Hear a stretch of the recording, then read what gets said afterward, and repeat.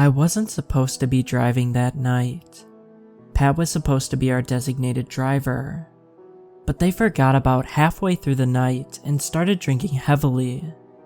I, having nursed the same cocktail up until I saw them getting red in the face and wobbly, knew my libations were over with then and there, and that their responsibility was now mine. I was annoyed, but since I hadn't intended on getting drunk that evening, I suppose Pat thought sobriety was wasted on them, and figured I'd all but offer to take their place. In any case, once the night was done, I helped Pat and our other friends, Cynthia and James, into the car and slipped into the driver's seat. Pat was mumbling something about what a great friend I was, and got nothing but daggers from me in return. The other two passed out before they even buckled up, forcing me to lean over them like a mother to secure them in place. Was I this bad when I drank? Another flash of annoyance hit me. They could all sleep soundly, leaving me alone, having to stay alert and awake to play taxi for them. What's more, I wasn't so keen on driving specifically Pat home. You see, there's this tunnel between their house and the center of town. And, well, it's just an ordinary tunnel as far as everyone else is concerned. I can't stand it. It makes my skin crawl because of something that happened when I was a kid. Honestly, it scares the crap out of me. I usually take a different route just so I can avoid it, but doing so adds an hour to the trip, and at 2 in the morning in a car that stank of crusted puke, I made the mistake of picking the tunnel. I want to be clear that when I said the tunnel scared me, I could never have predicted what happened that night. When I was a kid, my brother told me the tunnel was the mouth of a giant, and the only way to survive was to hold my breath the whole way through. Stupid in hindsight, but kids believe the weirdest superstitions. So I held my breath until I couldn't, until the world was almost nothing but darkness with a few small spots of light. And then, I let in the faintest of inhales and heard a shriek coming from the other end of the tunnel. I was convinced I'd made the giant aware of me, and now we were going to die. Can you imagine experiencing the genuine honest-to-goodness fear of death at that age?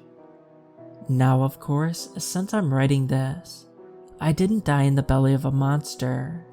Instead, I hyperventilated with my hand slapped over my mouth, bracing myself for the worst, until we came upon a wreck.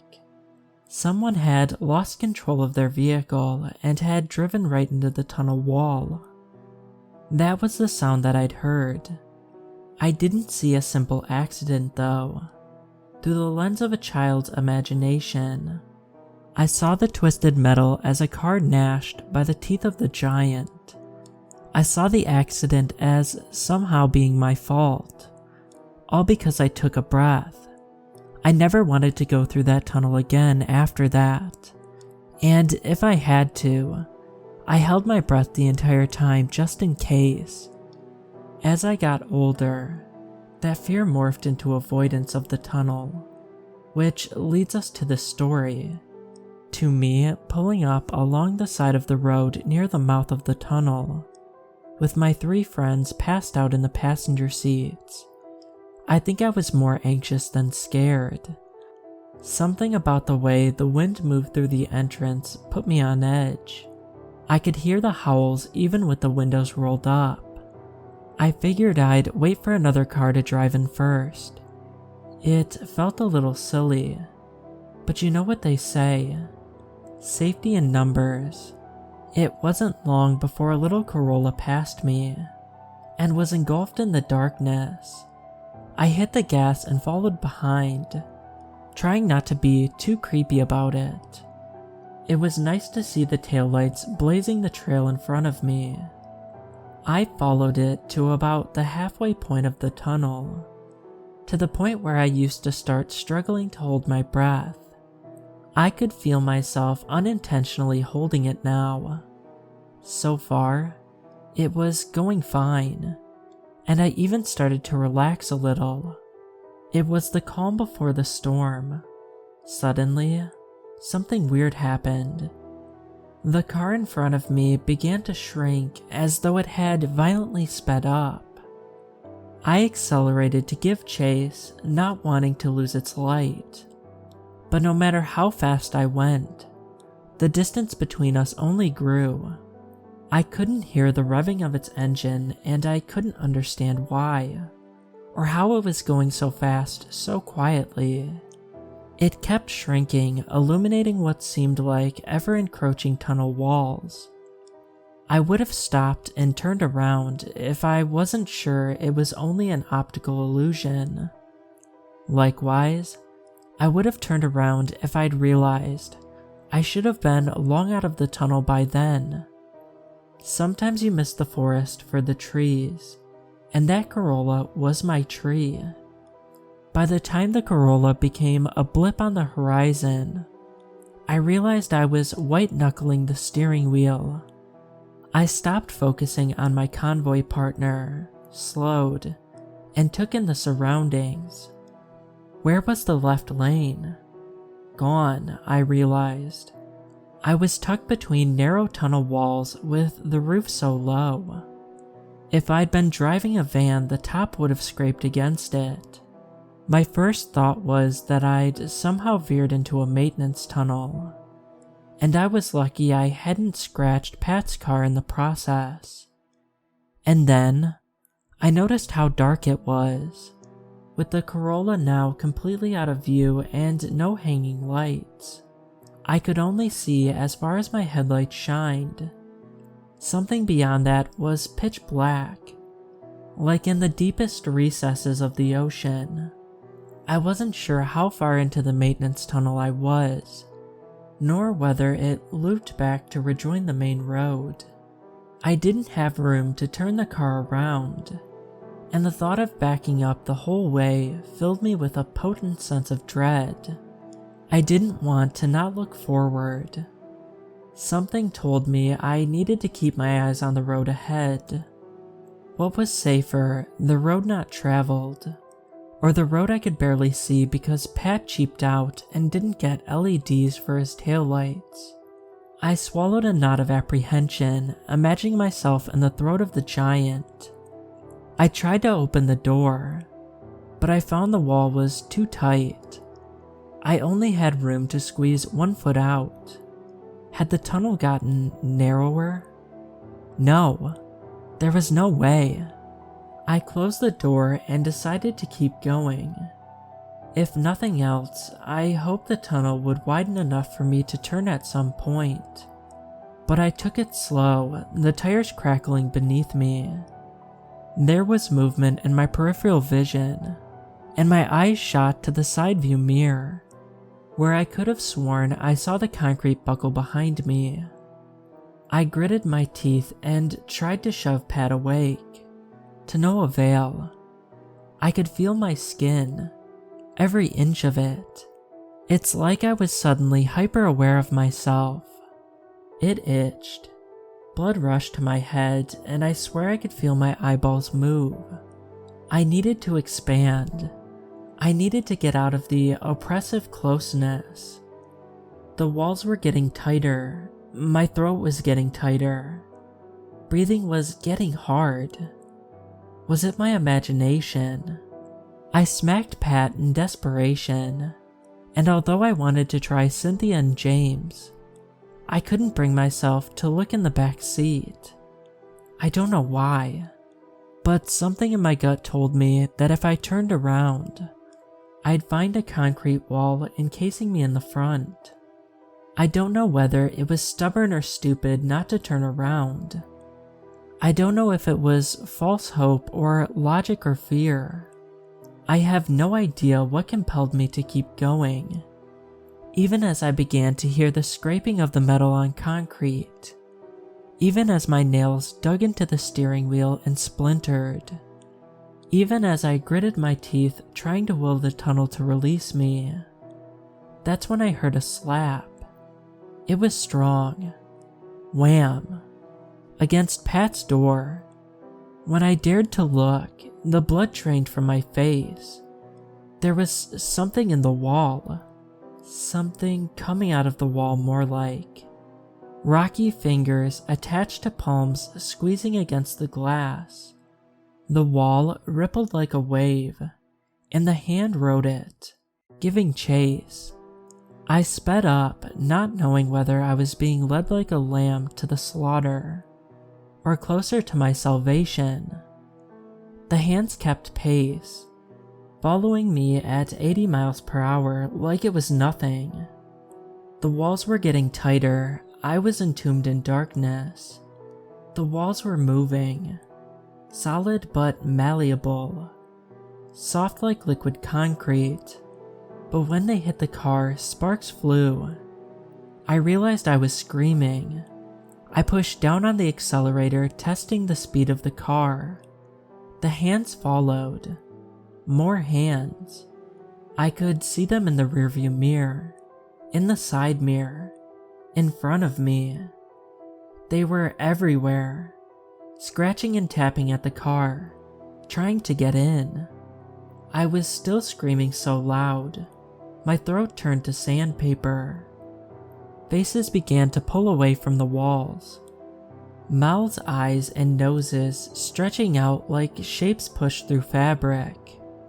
I couldn't tell whether I was still screaming, or if the yowls I heard were coming out of these concrete mouths. I just knew I needed to keep going. I needed to reach safety. I couldn't let them catch us. Catch me. Suddenly, I heard the familiar click of the door handle being pulled. Pat's door. In any other context, the sound wouldn't be so heart-stoppingly terrifying. In this one, it pushed me beyond the edge, in a place so deep into the well of horror that I became almost numb. My nervous system couldn't handle the sensory and panic overload. I think it's resignation. I think the realm beyond fear is a kind of acceptance to your fate, to your inevitable death.